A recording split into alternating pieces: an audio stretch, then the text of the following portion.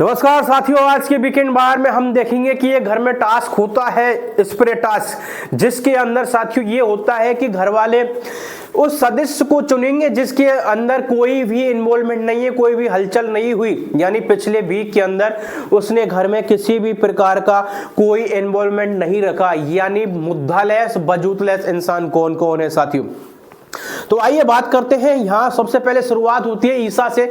ईसा उठाती है या दिग्विजय को, और इस दिग्विजय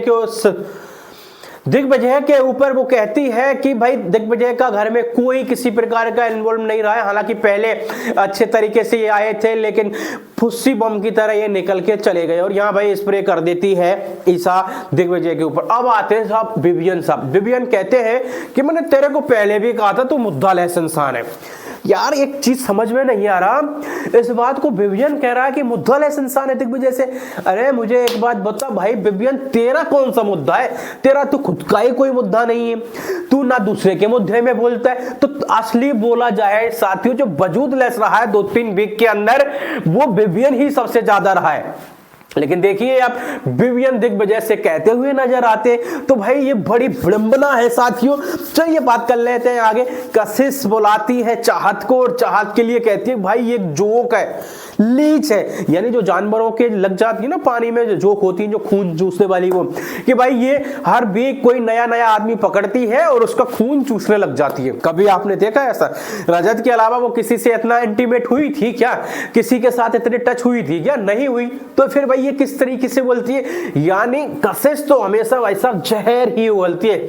जब भी देखो ये बंदी, इसकी ऐसा लग रहा है इसकी माँ ने कोई नीम बीम खाया होगा, जो इसकी जवान से हमेशा जहर ही जहर निकलता है, कड़वा ही कड़वा निकलता है। यार कभी मिठास इसकी जवान में देखी है आपने? तो साला अलग ही प्रकार का मोह बना दिया। हमारे से तो ऐसा नहीं बनता है। चलिए आगे चलते हैं। करणवीर मेहरा रजत दलाल को बुलाते हैं और भाई हेडलेस चिकन बोल देते हैं। भाई इनका अलग ही मसला चल रहा है यार, समझ में नहीं आ रहा। यानी टास्क में मां बहन करके रख देते हैं हर बार टास्क की, क्योंकि यहां पर्सनल मुद्दे आ जाते हैं बंदों के।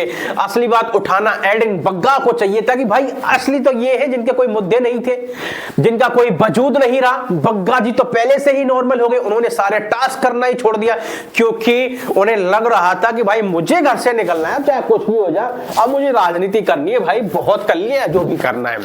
तो असली तो उनके बारे में बोलना चाहिए था। घर वाले तो साला पर्सनल दुश्मनी लेके आते हैं। भाई सही है यार, और क्या है, यही तो एक टास्क मिलता है जहां पे अपनी अच्छी तरीके से बैंड बजा लेते हैं पर्सनल दुश्मनी निकाल के। तो साथियों ये टास्क रहता है। अच्छा, इसमें आपके क्या ओपिनियन है साथियों? जिस तरीके से इन लोगों ने एक दूसरे पर जो भड़ास निकाली है, क्या कहना चाहेंगे आप?